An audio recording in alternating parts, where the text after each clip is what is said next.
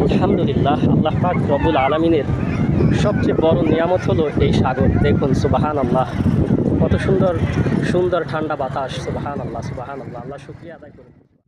আল্লাহ তোমার ওই ধরার মাঝে জানা অজানা সৃষ্টি আছে।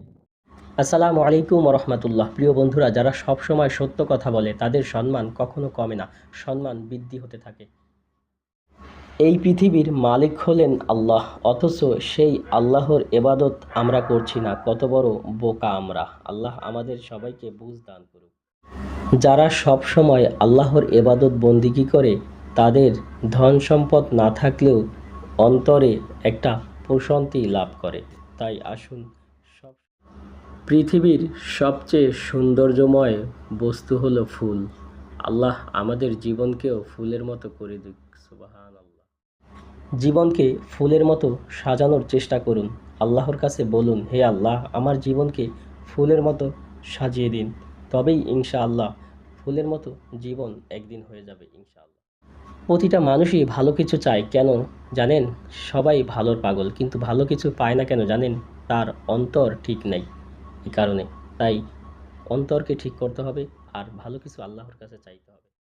প্রতিটা মানুষই ভালো কিছু চায়, কেন জানেন? সবাই ভালোর পাগল, কিন্তু ভালো কিছু পায় না কেন জানেন? তার অন্তর ঠিক নেই, এই কারণে। তাই অন্তরকে ঠিক করতে হবে, আর ভালো কিছু আল্লাহর কাছে চাইতে হবে।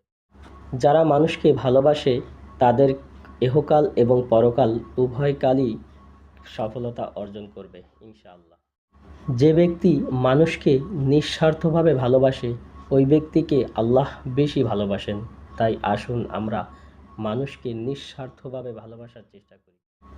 লোভ দেখানো ইবাদত করার চেয়ে না করাই উত্তম, কেননা ওই ইবাদতের কোনোই দাম নেই আল্লাহর দরবারে। আমাদের সবাইকে বুঝ দান করুক আল্লাহ।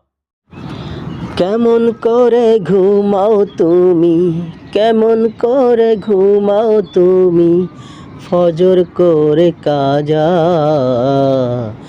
এমনও তো হতে পারে তোমার জোহরে জানাজা।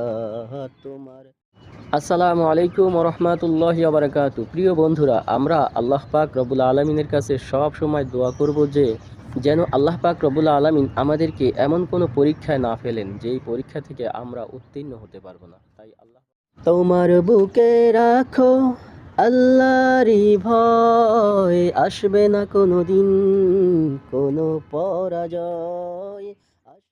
আসসালামু আলাইকুম রহমতুল্লাহ।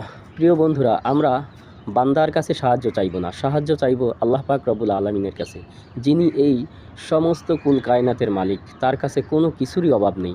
আপনি চাওয়ার মতো চাইতে থাকেন, ইনশাআল্লাহ আজ না হয় কাল আপনাকে সব কিছুই দান করবেন সাধ্য মতো।